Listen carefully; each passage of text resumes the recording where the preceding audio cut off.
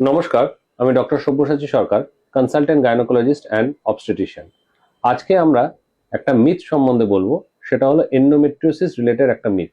এন্ডোমেট্রিওসিসে একটা পেশেন্টের মধ্যে ধারণাই থাকে যে এন্ডোমেট্রিওসিস মানেই হলো ব্যথা, প্রচন্ড ব্যথা ডিউরিং মেন্স, মাসিকের সময়। কিন্তু দেখা যাচ্ছে হ্যাঁ, ব্যথা অবশ্যই এন্ডোমেট্রিওসিসের একটা টিপিক্যাল সিমটম, কিন্তু অনেক সময় এন্ডোমেট্রিওসিস কিন্তু ব্যথা ছাড়াও প্রেজেন্ট করে।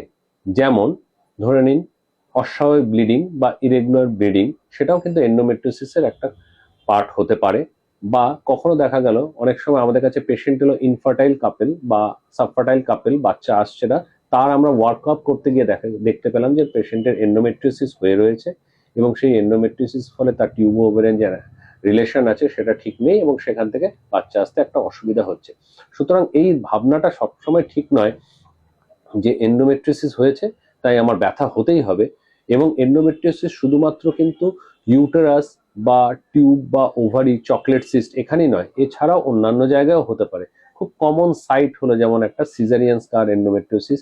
দেখা যাচ্ছে সিজার হয়েছিল আগে, সেখানে কোনোভাবে এন্ডোমেট্রিক টিস্যু ডিপোজিট হয়েছে, এবং তার ফলে পরবর্তীকালে প্রত্যেকবার যখন মেন্স হচ্ছে সিজারের জায়গাটা একটু একটু করে ফুলছে, প্রথমে ফোলা পরে ব্যথা হলেও হতে পারে।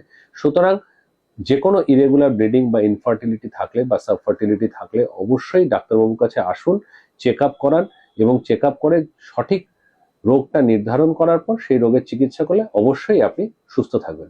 নমস্কার।